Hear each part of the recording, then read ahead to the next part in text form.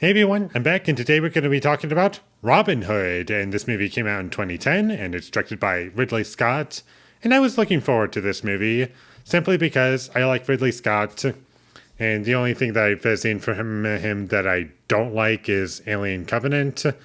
And I guess the only other one that I don't have fond memories of is Exodus, Gods and Kings. But I barely remember that movie, and kind of forgot about it up until recently. I was like, oh yeah, he directed that movie. Very forgettable. Like, I remember, what, two shots from that movie, and that's it. But anyways, going back to Robin Hood, I didn't like this movie very much, unfortunately. Let me put it to you this way. A lot of people, from what I can remember, were not really looking forward to The Last Duel because the trailers didn't look any good, and people were kind of afraid that it was just going to be bland and boring and have like nothing to it. But it wound up being a pretty good movie, in my opinion, at least, and a lot of people really enjoyed it. This movie, Robin Hood, is that film that I was afraid that The Last Duel was going to be.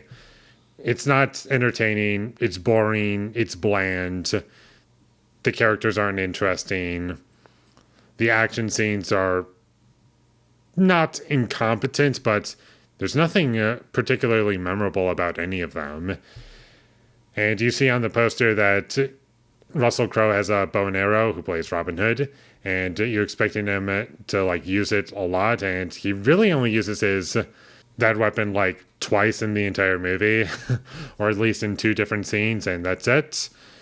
So if you're looking for action in this movie, you're not going to get it. The story is pretty standard and what you would expect, but the characters in this movie just aren't interesting, mostly because the film doesn't develop them properly, and the movie does take its time to get to these points, and the plot of the movie doesn't really get interesting until like halfway through the movie, which is a big problem because you would want things to be interesting from the minute it starts to the minute it ends. But in this movie, because everything's all over the place and also the scenes feel interchangeable and there's a lot of filler in this movie, the pacing is horrible. And because of all these different things going on in the movie, it just doesn't feel like it earns any emotions that it's trying to do, and it just feels all over the place. The editing in this movie was fine for the most part. In the opening scene, it was kind of choppy, and the opening scene is also pointless and could have been cut out of the movie entirely. And I really do think that a 90-minute film does exist within this movie, and it would be a lot better because there's a lot of filler in this movie. I also found it to be kind of funny with the one young character that he's called Jimmy, and I'm like, really? We're doing that? That was kind of weird. The climax to this movie did kind of remind me of the opening scene of Saving Private Ryan, not just because it takes place on a beach, but they also do similar things. Like the boats just have characters coming out of like one end, just like in Saving Private Ryan. And they also look very similar. It was just similar imagery. I don't know if I would say ripoff, but it did remind me heavily of Saving Private Ryan. And to go to positives, because I didn't really go over my positives for this movie, I thought this movie had a great cast. Russell Crowe was really good in it. Kate Blanchett I liked in the film. And Oscar Isaac, like, they do a good job with what they have to work with, but unfortunately it's just in service of nothing. And I guess my only other positive for this movie is that the movie is well made overall, and it's well shot, like nothing's incompetent, like you can see everything pretty clearly.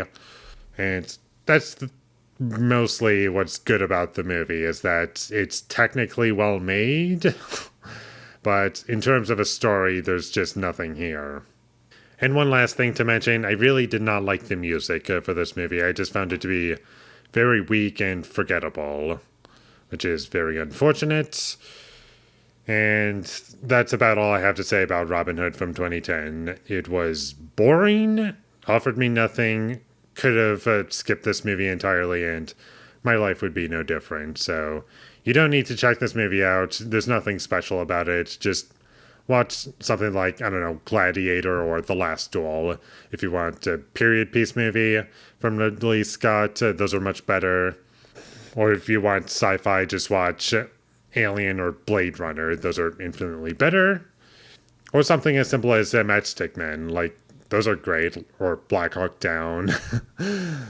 Those are my favorites from Ridley Scott. So check any of those out because those are infinitely better. And with all that being said, I'm going to give Robin Hood a 4 out of 10. Thank you for watching my videos as always. If you enjoyed this review, be sure to leave a like and comment down below what you thought of Robin Hood, and my social media links. They will all be in the description, so follow me there. And last but not least, subscribe to be a part of Foley Nation, and I'll see when I get my next review up, and that is going to be for 3:10 to Yuma. So look forward to that, but until I get that up, thank you for watching and have a great day.